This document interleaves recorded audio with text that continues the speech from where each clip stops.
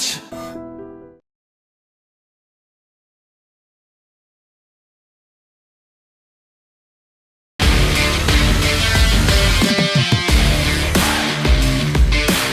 నమస్తే, welcome to I dream weekend update with Kavitha. నేను party మారలేదు, ఇప్పటికీ బీఆర్ఎస్లోనే కొనసాగుతున్నాను. బీఆర్ఎస్ పార్టీకి చెందినటువంటి ఎమ్మెల్యేనే. ఫిరాయింపు జరిగినటువంటి ఎమ్మెల్యేలు వీళ్ళు ఫిరాయించారు, మా పార్టీలో లేరు అంటూ స్పీకర్కి కంప్లైంట్ చేశారు. సుప్రీంకోర్టు దాకా వెళ్ళినటువంటి బీఆర్ఎస్ పార్టీకి దీంతో పాటుగా స్పీకర్లకి వివరణ ఇస్తున్నటువంటి ఎమ్మెల్యేల జవాబులు ఇది. యాక్చువల్గా ఫిరాయింపులకు సంబంధించి చట్టమేం చెప్తోంది? సుప్రీంకోర్టు 3 నెలల్లో చర్యలు తీసుకోవాలి అంది. స్పీకర్ నిర్ణయం ఇప్పుడు ఎలా ఉండబోతోంది? మనతో పాటుగా ఉన్నారు సీనియర్ జర్నలిస్ట్ సాయిశేఖర్ గారు. సాయిశేఖర్ గారు నమస్తే అండి. సో ఫిరాయింపులకు సంబంధించి ప్రతిసారి వచ్చేటువంటి ఒక మాట, మేము నియోజకవర్గ అభివృద్ధి కోసమే సీఎంని కలిసాము తప్ప పార్టీ మారలేదు అనే మాట. సో ఇప్పుడు ఈ 10 మంది ఎమ్మెల్యేలు కూడా అదే మాట చెప్తున్నారు. యాక్చువల్గా మరి వాళ్ళు ఫిరాయించినట్ట లేదా బీఆర్ఎస్ పార్టీలోనే ఉన్నారా? Technically no, morally yes. Okay, వాళ్ళు మారినట్టే కానీ మారినట్టు. అది అంటే ఈ ఫిరాయింపులకు చాలా బోలెడంత నేపథ్యం ఉన్నది మన దేశంలో.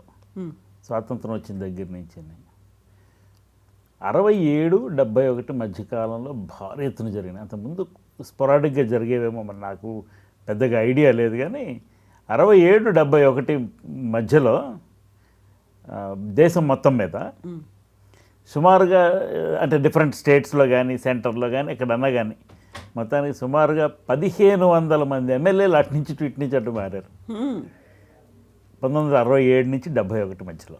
67 నుంచి 71, 4 ఏళ్లలోనే. అదే 5 years, 1 term. Okay okay. So 1500 మంది, వీళ్ళలో 1/3 మంది మంత్రులు అయ్యారు ఏదో గవర్నమెంట్లో ఫిరాయించడం వల్ల. ఇది ఒక చరిత్రాత్మకమైన హిస్టారికల్ ఫ్యాక్ట్ ఇది. ఓకే. అండ్ ఈ 67 కాలంలోనే గయాలాల్ అని ఒక అతను హర్యానా రాష్ట్రంలో ఒకే రోజులో ఒక 3 పార్టీలు మారాడు ఆయన. 3 కండువాలు మార్చుకున్నాడు.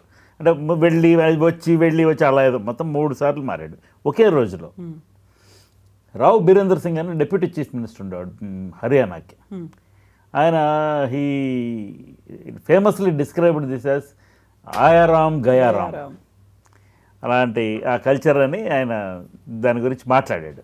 అక్కడి నుంచి అది స్థిరపడిపోయింది. సో ఇక అటు నుంచి అటు గెంతటం అనేది చాలా మామూలు అయిపోయి దాని మీద పొలిటికల్ సెటైర్లు వచ్చి అందరూ మాట్లాడుతూ జరుగుతుంది. కానీ దానికి ఏమీ నియంత్రణ చేసే అవకాశం లేకుండా పోయింది. రాజ్యాంగపరంగా కూడా ఏ రకమైనటువంటి నియంత్రణ లేదు. వీళ్ళు ఏంటి, ఒక ప్రజాప్రతినిధి ఎలా ఎలక్ట్ అవుతారు? Either he should be contesting as an independent, లేకపోతే ఏదో ఒక పార్టీ వాళ్ళు ఏ ఫాము బి ఫాము అవన్నీ ఇస్తారు వాళ్ళకి. ఇచ్చితే వాళ్ళు ఆ పార్టీ అభ్యర్థిగా ఎన్నికల్లో పోటీ చేస్తారు. రాజకీయ పార్టీ గుర్తింపుతో పోటీ చేస్తారు. Non partisan elections like local bodies and all, అక్కడ అంటే విలేజ్ పంచాయతీస్లో నాన్ పార్టిజాన్ బేసిస్లో జరుగుతుంది ఎలక్షన్. అక్కడ పార్టీ బేస్ ఉండదు, పార్టీ గుర్తులు ఉండవు, కానీ మొత్తానికి వాళ్ళకి రాజకీయ మద్దతు ఉంటుంది. అంటే రాజకీయ after all election is politics అని చేత అది ఉంటుంది. కాకపోతే వీళ్ళకి బీ ఫామ్ తీసుకొని ఆ పార్టీ గుర్తు వస్తుంది, ఆ పార్టీ గుర్తుతో పోటీ చేస్తారు ఎన్నికల్లో. చేసి ఆ పార్టీ అభ్యర్థిగా ఎన్నిక అయిన తర్వాత ఇక్కడ ఒక కాన్ఫ్లిక్ట్ ఒకటి ఉంటుందండి. ఒక పార్టీ అభ్యర్థిగా ఎన్నికైన తర్వాత ఆ అభ్యర్థికి అతని నాయకత్వం నచ్చలేదనుకోండి, అతను ఏ నాయకుడి కింద పనిచేస్తున్నాడో లేక ఏ పార్టీ కింద పనిచేస్తున్నాడో ఆ పార్టీ సిద్ధాంతాలతోనో ఆ పార్టీ తాలూకా రూల్స్ అండ్ రెగ్యులేషన్స్తోనో విభేదం కలిగిందనుకోండి, కలిగితే ఇతనికి వ్యక్తి స్వాతంత్రం అనేది ఒకటి ఉంది కదా, which is guaranteed by the constitution. దాన్ని అతను ఉపయోగించుకొని నేను ఈ పార్టీలో ఉండను, వేరే పార్టీకి వెళ్తాననే అభిప్రాయం ఏర్పరచుకునే అవకాశం ఉంది. కానీ నియోజకవర్గ ప్రజలందరూ ఇతను ఆ పార్టీ అభ్యర్థిగా పోటీ చేశాడు కాబట్టి మేము గెలిపించాం, ఆ పార్టీ అంటే మన కాన్స్టిట్యూషన్లో ఉన్న ప్రొవిజన్ ఏంటి, మెజారిటీ శాసనసభ్యులు, మెజారిటీ పార్లమెంటు సభ్యులు ఉన్న పార్టీ నాయకుడు ప్రధానమంత్రి అవుతాడు. వాళ్ళందరూ ఎన్నుకున్న నాయకుడు ప్రధానమంత్రి అవుతాడు. సో మనం పలానా వ్యక్తియో లేక పలానా పార్టీయో అధికారంలో ఉండాలని కోరుకుని వాళ్ళు ఓటు చేస్తారు ప్రజలు. ఓటు చేసినప్పుడు మరి వాళ్ళని మోసం చేసినట్టు ఇతను ఆ పార్టీ వదిలేసి వేరే పార్టీలో జాయిన్ అయితే. ఇది ఒక నైతికమైనటువంటి ఇష్యూ. ఒక పక్క వ్యక్తిగతమైనటువంటి ఇష్టాయిష్టాలు అండ్ మోరల్ క్వశ్చన్, ఈ రెండింటి మధ్యన కాన్ఫ్లిక్ట్. రాజీవ్ గాంధీ ప్రధానమంత్రి అయిన తర్వాత ఆయన ఈ డిఫెక్షన్స్ అట్నుంచి ఇటు అటు మారడం అనే దాని మీద, ఈ ఫిరాయింపులు, వీటి మీద కొంత గట్టిగానే ఆలోచన చేసి 1985లో ఒక రాజ్యాంగ సవరణ తీసుకొచ్చారు, 51వ రాజ్యాంగ సవరణ. దీనిలో 2 ప్రొవిజన్స్ పెట్టారు. ఒకటి స్ప్లిట్, 2 మెర్జర్. స్ప్లిట్ అంటే ఏంటి? విడిపోవడం. ఎంతమంది విడిపోతే స్ప్లిట్గా గుర్తిస్తారు?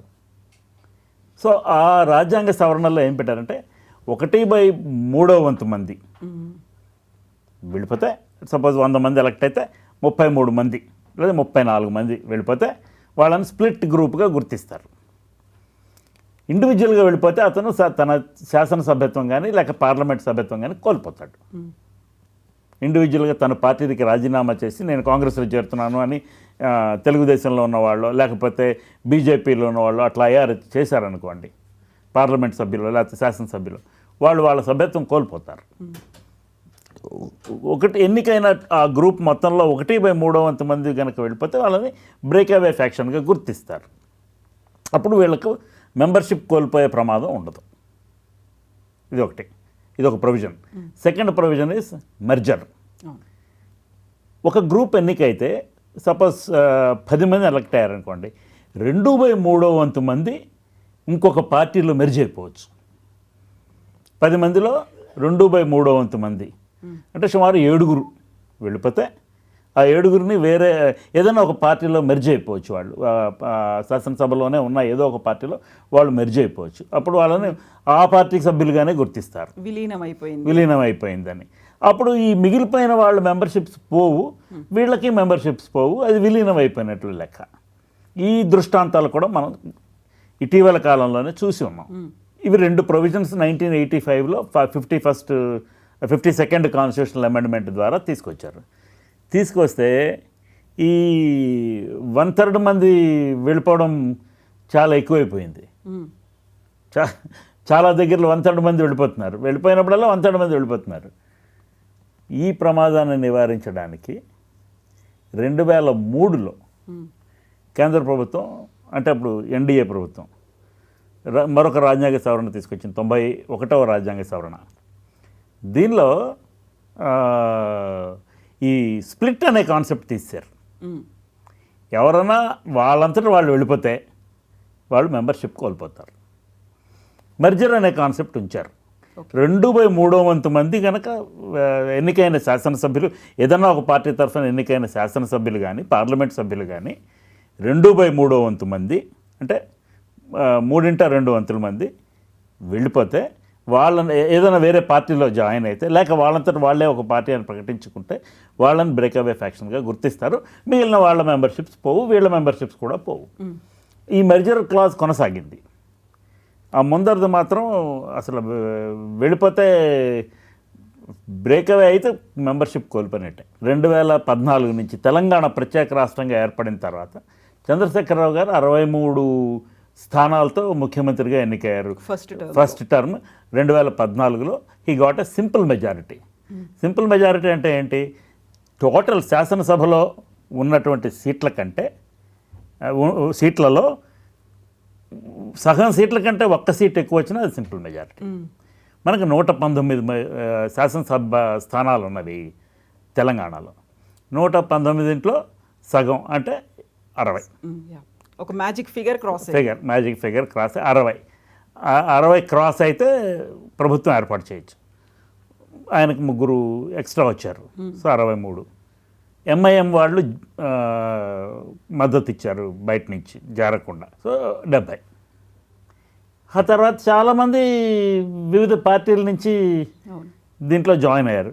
రేవంత్ రెడ్డి గారు చేరలేదు, ఆయన శాసనసభ్యుడిగా ఎన్నికారు. కానీ ఎర్రబెల్లి దయాకర్రావు నేతృత్వంలో ఈ 2/3 వంతు క్లాజ్ వాడుకొని తెలుగుదేశం పార్టీ మెర్జ్ అయిపోయింది బీఆర్ఎస్, టీఆర్ఎస్లో. సో కేసీఆర్ గారి పార్టీ అందాం మనం.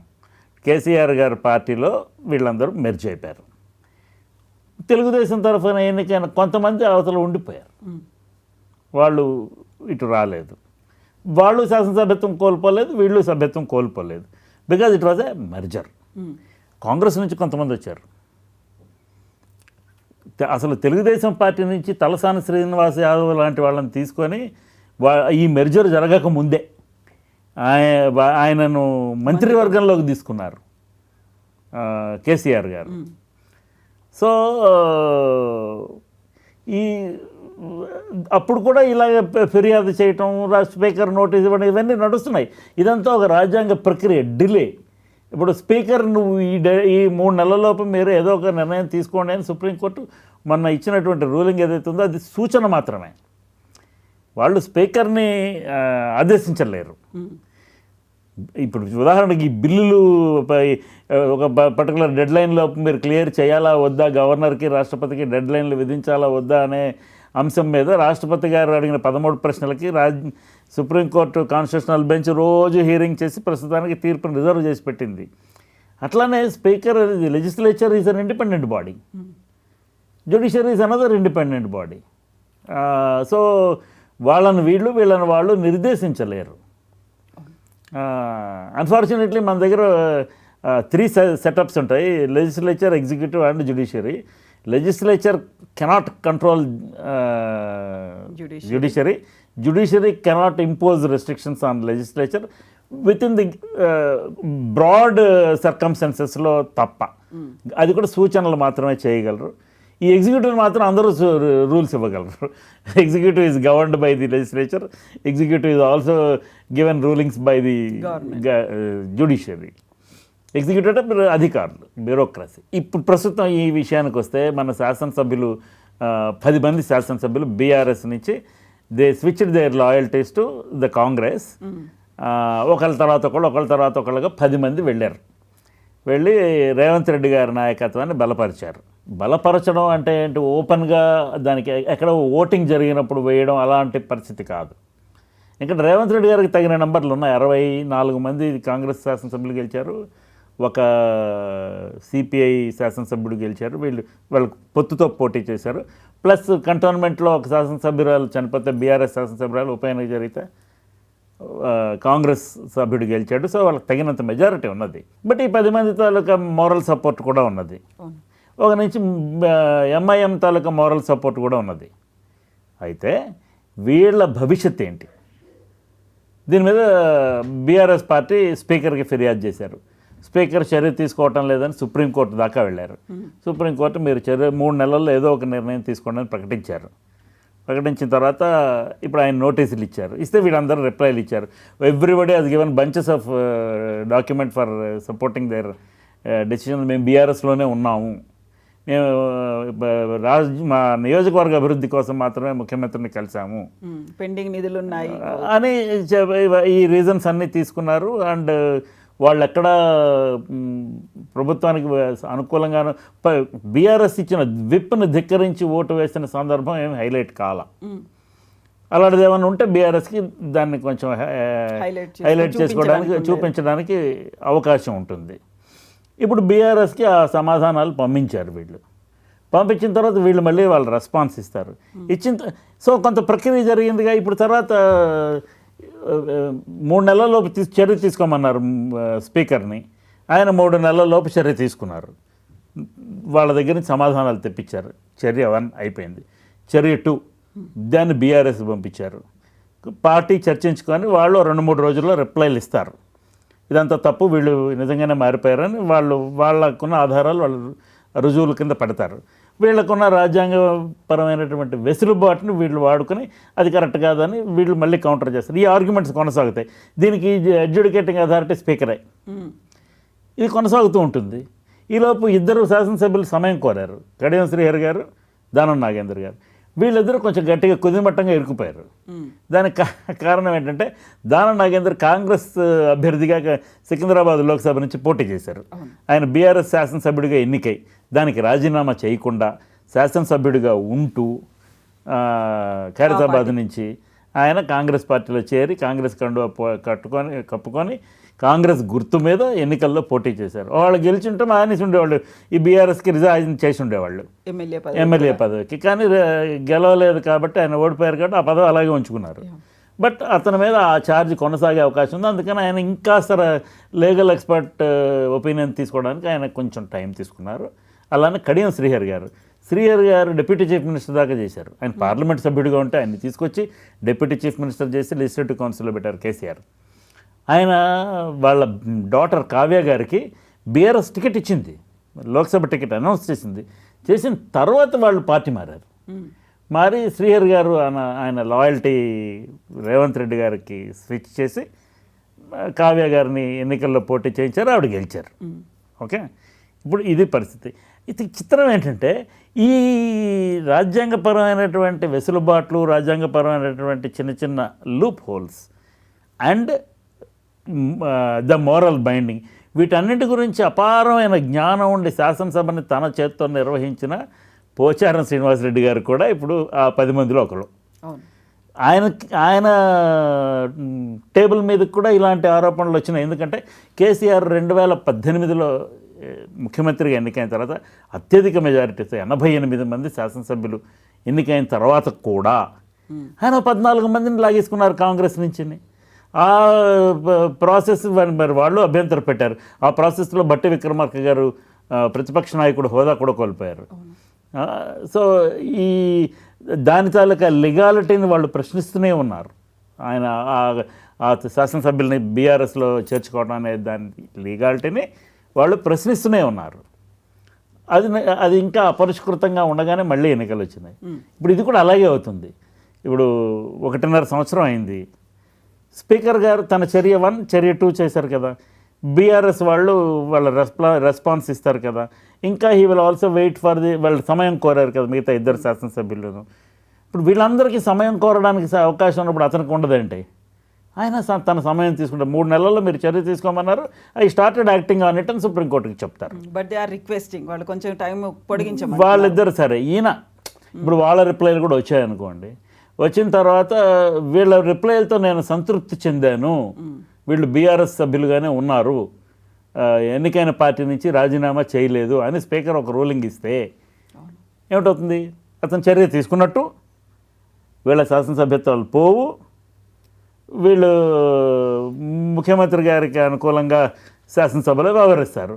ఏదైనా ఓటింగ్ వచ్చినప్పుడు పార్టీ ఒకవేళ విప్ జారీ చేస్తే వీళ్ళు అబ్స్టైన్ అయినా లేక పార్టీ విప్కి వ్యతిరేకంగా ఓటు చేసినా అప్పుడు వీళ్ళు పార్టీ వీళ్ళ మీద చర్య తీసుకునే అవకాశం ఉంటుంది. వీళ్ళు మా పార్టీ విప్ ధిక్కరించారు కాబట్టి వీళ్ళని డిస్క్వాలిఫై చేయండి అని మళ్ళీ వాళ్ళు స్పీకర్కి పిటిషన్ ఇస్తారు. అప్పుడు మళ్ళీ speaker will take his cool time to take a decision. ఈలోపు ఈ శాసనసభ కాలం పూర్తయిపోతుంది. అందులోనూ ఆత్మ ప్రబోధానుసారం అనేది ఉండదు దీంట్లో అదే ఉండదులేండి. ఆత్మ ప్రబోధానుసారం శాసనసభలో ఓటేయడానికి కుదరదు. ఏ లెజిస్లేచర్ పార్టీ కింద ఎన్నికయ్యారో వాళ్ళు విప్ జారీ చేస్తే దానికి అనుగుణంగానే ఓటేయాలి. ఆత్మ ప్రబోధానుసారం అనేది ఇందిరాగాంధీ క్రియేట్ చేసిన సిచ్యువేషన్. నీలం సంజీవ్ రెడ్డిని ఓడించడానికి వివి గిరిని అన్అఫిషియల్ క్యాండిడేట్గా పెట్టి Neelam Sanjeev Reddy was official candidate for the post of presidency. అప్పుడు ఆత్మ ప్రబోధానుసారం ఓటేయమని చెప్పారు ఆవిడ. పార్టీ విప్ జారీ చేయలే, అందరూ వివి గిరికి ఓట్లు వేశారు. అంచేత అదే ఆ సిచ్యువేషన్లో వచ్చింది తప్ప. బట్ ఇప్పుడు కూడా ఇది ఇలాగే జరుగుతుంది. వీళ్ళ సభ్యత్వాలు పోవండి. సో వినిపిస్తున్నటువంటి విశ్లేషణలో చూడండి, ఉప ఎన్నిక కూడా వస్తుంది అనేటువంటి మాట. అలాంటి అవకాశం ఉందని నేను అనుకోవట్లేదు. ఎందుకంటే స్పీకర్ గారు యాక్ట్ చేశారు కదా, యాక్ట్ చేయమన్నారు, యాక్ట్ చేశారు. 3 నెలల్లోపు చర్యలు తీసుకున్నారు. అందులో 2 చర్యలు అయిపోయాయి. బీఆర్ఎస్ నుంచి రిప్లై వచ్చేస్తే 3వ చర్య కూడా పూర్తయిపోతుంది. వాళ్ళిద్దరికి టైం అడిగారు, ఆ టైం ఇవ్వటం ఇంకో చర్య. వాళ్ళు ఎప్పటి వరకు టైం ఇస్తారు అనేది డిసైడ్ చేయడం అనేది ఒక చర్య. తర్వాత వాళ్ళు రిప్లైలు ఇస్తారు. ఇచ్చిన తర్వాత మళ్ళీ దాన్ని బీఆర్ఎస్కి పంపించాలి, మళ్ళీ వాళ్ళు రిప్లై ఇవ్వాలి. ఇచ్చిన తర్వాత అంతా ప్రాసెస్ కంప్లీట్ అయిపోయిన తర్వాత తను నిర్ణయం తీసుకోవాలి. దానికి కొంత సమయం తీసుకుంటారు. తీసుకున్న తర్వాత I'm satisfied with these replies, ఈ 8 మెంబర్స్ తాలూకా రిప్లైస్కి ఐఎమ్ సాటిస్ఫైడ్ అన్నారు అనుకోండి, మళ్ళీ దాన్ని ఛాలెంజ్ చేయాల్సి వస్తుంది. వీళ్ళు ఛాలెంజ్ చేస్తే మళ్ళీ that's a constitutional question. So మనకు రాజ్యాంగంలో ఉన్నటువంటి వెసులుబాటుని రాజకీయ పార్టీలు వాడుకుంటాయి. అండ్ ఇది కొత్తగా రేవంత్ రెడ్డి గారు లేకపోతే కాంగ్రెస్ లెజిస్లేచర్ పార్టీ కనిపెట్టిన అంశం ఏం కాదు. పోయిన శాసనసభలో జరిగింది కదా, 14 మంది ఇటు వచ్చారు. అంతకుముందు కూడా జరిగింది కదా తెలంగాణ రాష్ట్రం వరకు తీసుకుంటే. అంతకుముందు దేశంలో ఎన్నో దృష్టాంతాలు. అందుకని వీళ్ళ అభ్యర్థిత్వాలు పోవు. కానీ వాళ్ళు ఏ పార్టీకి చెందుతారు అనేటువంటి ఒక క్వశ్చన్. మానసికంగా వాళ్ళు కాంగ్రెస్, భౌతికంగా BRS. Okay, mind body present in BRS, mind present in Congress. అంతే, దాన్ని ఎవరు క్వశ్చన్ చేయలేరు. అది రేపు పొద్దున మళ్ళీ ఎన్నికలు జరిగినప్పుడు వాళ్ళ నియోజకవర్గాల ప్రజలు నిర్ణయం తీసుకోవాలి. వాళ్ళకి మళ్ళీ రీఎలెక్ట్ చేసుకుంటే వాళ్ళ స్టాండ్ కరెక్ట్ అని విండికేట్ అయినట్లుగా ఉంటుంది. ఎందుకంటే in democracy popular vote and victory is the bench mark. అయితే ఇక్కడే ఇలా వివరణలు ఉన్నాయి, చర్యలు తీసుకోమని చెప్తున్నారు, ఆ తర్వాత జవాబులు ఇస్తున్నారు, క్వశ్చన్స్ ఉన్నాయి, ఇవన్నిటితో 5 ఏళ్ళు కంప్లీట్ అయిపోతుంది. But the prime basic question, అక్కడ ఓటేసినటువంటి వాళ్ళు ఉన్నారు, ప్రజలు ఉన్నారు, ఓటర్లు ఉన్నారు. మేము ఒక పార్టీకి చెందినటువంటి అభ్యర్థికి ఓటేస్తే ఆయన ఈ పార్టీకి పోయాడు కదా, ఇప్పుడు దానికి డెసిషన్ అనేది గతంలో రీకాల్ చేయాలి అని ఇలాంటిది ఒకటి వినిపించింది. అలాంటివి ఏం లేవు ఈసారి. రీకాల్ చేయాలనేది ఈ పొలిటికల్ స్లోగన్ అమ్మా. మన దగ్గర in a large representative democracy like India ఆ ప్రొవిజన్ లేదు మనకి. ఒక ఎన్నుకున్న శాసనసభ్యుడిని వెనక్కి పిలిపించేసి నువ్వు కాదు అని చెప్పే ప్రొవిజన్ మన దగ్గర లేదు. స్విట్జర్లాండ్ లాంటి చిన్న దేశాల్లో ఉన్నది, బట్ ఇక్కడ లేదు. అది అలాంటి ప్రొవిజన్ లేదు. అందుకని ప్రజలు అలా వెనక్కి పిలిచే అవకాశం లేదు. వాళ్ళు if they feel they are ditched వాళ్ళు మళ్ళీ ఓటు వేయరు. అంతే కదా. ఇప్పుడు ఫర్ ఎగ్జాంపుల్ 2018 ఎలక్షన్ తర్వాత మహేశ్వరం శాసనసభ్యురాలుగా మన సబితా ఇంద్రారెడ్డి గారు గెలిచారు on behalf of the Congress. వారు కొంతమందితో కలిసి టీఆర్ఎస్లో జాయిన్ అయ్యారు. జాయిన్ అయిన తర్వాత మంత్రి అయ్యారు. కేసీఆర్ గారి గవర్నమెంట్లో వారు మంత్రి అయ్యారు. వారు కాంగ్రెస్ శాసనసభ్యురాలుగా ఎలక్ట్ అయ్యి టీఆర్ఎస్లో జాయిన్ అయిపోయిన తర్వాత మళ్ళీ ఎలక్షన్ జరిగినప్పుడు 2023లో బీఆర్ఎస్ టికెట్ తీసుకొని ఆవిడ పోటీ చేస్తే గెలిచారుగా. అవును. సో ప్రజలు దాన్ని తిరస్కరించలేదు ఆ నిర్ణయాన్ని. అక్కడ ఆమోదం ఉంది. ఇప్పుడు ఈ 10 మంది రేపు పొద్దున మళ్ళీ 2029 28 ఎప్పుడు ఎలక్షన్ జరిగితే అప్పుడు వీళ్ళు 10 మంది కాంగ్రెస్ తరఫున ఎలక్ట్ అయ్యారనుకోండి, ప్రజలు దాన్ని సమర్థించినట్లే. కొంచెం కన్విన్సింగ్గా అనిపించింది ఉంటుంది. ఇప్పుడు వీళ్ళలో సగం 5 మంది కాంగ్రెస్ తరఫున మళ్ళీ ఒక 5 మంది వెనక్కి బీఆర్ఎస్కి వెళ్ళిపోయి పోటీ చేసి గెలిచారనుకోండి, అప్పుడు ప్రజల తీర్పు వేరే రకంగా ఉన్నట్లు అన్నమాట, మిక్స్డ్. సో దేనికి ఈ మన రాజ్యాంగంలో ఉన్న వెసులుబాట్ల దృష్ట్యా హార్డ్ అండ్ ఫాస్ట్ రూల్ ఏది లేదు. మనకి ఫ్రీడమ్ ఆఫ్ ఎక్స్ప్రెషన్ ఇలా వాడతారు. సో అక్కడ వాళ్ళు చెప్పేది కూడా మా కార్యకర్తల అభిప్రాయాలను సేకరించిన తర్వాత, బట్ ఓటేసిందంతా అక్కడ ప్రజలు ఉన్నారు, ఓటర్లు వేశారు, ఓటర్ల అభిప్రాయం తీసుకున్నాము, మేము పార్టీ మారాము అని ఇప్పటిదాకా ఎవరు చెప్పలేదు. అలాంటి అవకాశం కూడా లేదు. కార్యకర్తలు వాళ్ళను సమర్థించినటువంటి మద్దతుదారులు ఆ నియోజకవర్గంలో వాళ్ళ ఎన్నికకు పనిచేసిన వాళ్ళు ఉంటారు కదా, వాళ్ళ అభిప్రాయం తీసుకొని మారిపోతారు. కార్యకర్తలతో సమావేశమై నిర్ణయిస్తాను అంటే మారిపోయినట్టే. సో ఇప్పుడు మరి ఓటర్లు ఏం కోరుకుంటున్నారు? యాక్చువల్గా ఇలా పార్టీ మారుతున్న వాళ్ళో లేదో మేము కండువా కప్పుకున్నాము అని చెప్పిన వాళ్ళు అయినా మా నియోజకవర్గ అభివృద్ధి కోసమే, లేకపోతే అక్కడ పెండింగ్ నిధులు ఉన్నాయి, రావాలి, మాకు రావాల్సినటువంటి నిధులు రాలేదు, ఆగిపోయాయి కాబట్టే అనేటువంటి ఈ కారణాలు అనేవి చెప్తూ ఉంటారు. సో వీటిని వాళ్ళు అర్థం చేసుకున్నారు, కన్విన్స్ అయ్యారంటే. ఓటర్స్ ఎలా ఉంటుందంటే, మీరు ఉదాహరణకి ఇప్పుడు ఒక బై ఎలక్షన్ చూడండి, ఏదైనా ఒక బై ఎలక్షన్, మన కంటోన్మెంట్ బై ఎలక్షన్ చూడండి, రూలింగ్ పార్టీకి అడ్వాంటేజ్ ఉంటుంది.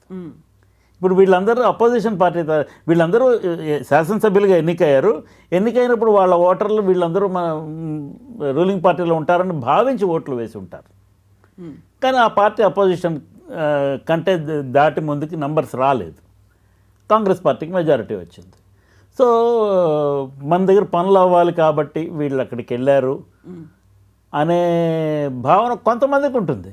అంటే ఎంతమంది ఈయన సపోజ్ 1,00,000 మంది ఓటర్లలో ఎంతమందికి అలాంటి అభిప్రాయం ఉంటుందని మనం క్వాంటిఫై చేయలేం, కానీ some people will be convinced ఇలాంటి వెర్షన్తో. అరే మన కోసమే పార్టీ మారాడు అనే భావన ఉండొచ్చు ఇప్పుడు. ఎందుకంటే ఇప్పుడు 14 మంది బీఆర్ఎస్లోకి మారారు కదా పోయినసారి, అప్పుడు ఏమిటైంది. So public opinion also keeps changing. పరిస్థితిని బట్టి, దేశ కాలమాన పరిస్థితులను బట్టి పబ్లిక్ ఒపీనియన్ చేంజ్ అవుతుంది. సో అప్పుడు మాకు కావాల్సినటువంటి నిధులు లేకపోతే మా కోసమే పార్టీ మారాడు అనేటువంటి ఒక యాక్సెప్టెన్సీ ఉంటే ఓకే.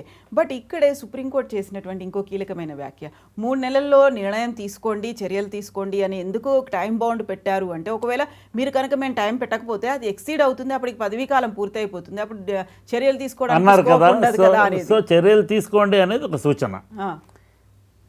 సరే రూలింగ్ అనుకుందాం, supreme court has ordered the speaker to take decisions అని అనుకుందాం for the sake of argument. అది చేయలేరు, అది ట్రెస్పాసింగ్ ఆఫ్ దేర్ జ్యూరిస్డిక్షన్ అవుతుంది. ఎగ్జాక్ట్లీ. కానీ అయిందిగా, పోనీ స్పీకర్ గారు దాన్ని ఛాలెంజ్ చేయలే, మీరెవరు నాకు రూలింగ్ ఇవ్వడానికి అని ఛాలెంజ్ చేయలేదు. సుప్రీంకోర్టు సూచన మేరకు ఆయన నోటీసులు ఇచ్చారు, వాళ్ళ దగ్గర నుంచి రిప్లైలు తీసుకున్నారు. తీసుకున్న తర్వాత I'm satisfied with these replies అన్నారు అనుకోండి స్పీకర్ గారు, then what will supreme court say? అప్పుడు మళ్ళీ దానికి న్యాయ ప్రక్రియ స్టార్ట్ అవుతుంది. సో అప్పుడు బీఆర్ఎస్ ఒక డెసిషన్ తీసుకోవాలంటారా, వాళ్ళు ఎలా ఫైట్ బ్యాక్ చేస్తారు అనే దాని మీద ఉంటుంది. ఇది కంటిన్యూస్గా, అంటే అవతల వాళ్ళు ఏం చేశారో వీళ్ళు చూస్తున్నారుగా. So they will practice the same thing. కొత్త there is no novelty in this. ఈ ప్రాసెస్ కొనసాగుతుంది అంతే. సో ఇప్పుడు జూబ్లీ హిల్స్కి తోడుగా ఇంకొక 10 అసెంబ్లీ సెగ్మెంట్లలో ఉప ఎన్నిక వస్తోంది అనేది నేను 8 అయితే అవకాశం లేదండి. ఇప్పుడు